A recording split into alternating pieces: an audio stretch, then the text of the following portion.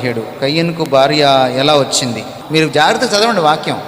ఆయన ఇంకో దేశానికి వెళ్ళాడు, అక్కడ భార్య దొరికింది ఆయనకి. అప్పటికే ఆదాము హవ్వలకి అనేక మంది కుమార్తెలు కలిగారు, పిల్లల్ని కన్నారు. వాళ్ళు చాలా బలవంతులు, వాళ్ళు చాలా ఆయుష్మంతులు.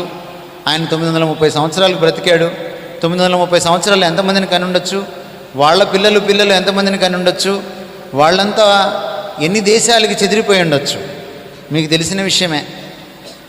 ఆయన ఏమన్నాడు దేవుడు ఆదాము హవ్వల్ని చేయగానే, మీరు తోటలోనే ఉండొద్దు, మీరు ఫలించి అభివృద్ధి చెంది విస్తరించాలి, భూమిని నిండించాలి. కాబట్టి ఆ ఆజ్ఞ వాళ్ళకు ఉంది కనుక, తోటలోంచి వాళ్ళని తరిమేశాడు కూడా కనుక, వాళ్ళు తప్పకుండా ఒక చోట ఉండరు.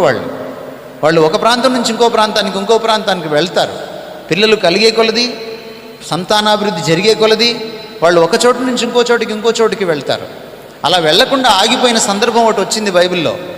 మీకు 10వ అధ్యాయము, మీరు 11వ అధ్యాయం చదివితే మీకు ఆ విషయం కనపడుతుంది. బాబెలు గోపురం ఒక్కచోటే అపార్ట్మెంట్ కట్టుకుంటున్నారు వాళ్ళు వెళ్లకుండా. అప్పుడు దేవుడు వాళ్ళని, ఇలా ఉందా మీ పని, నేను వెళ్ళమంటే మీరు భూమిని నిండించమంటే దాన్ని నిండించకుండా ఇక్కడే కూర్చుంటారా, మీరు మీ పని చూస్తానని చెప్పి వాళ్ళ మధ్య భాషలు పుట్టించాడు. అప్పుడు తారుమారైంది, వాళ్ళ కమ్యూనికేషన్ బ్రేక్ డౌన్ అయింది.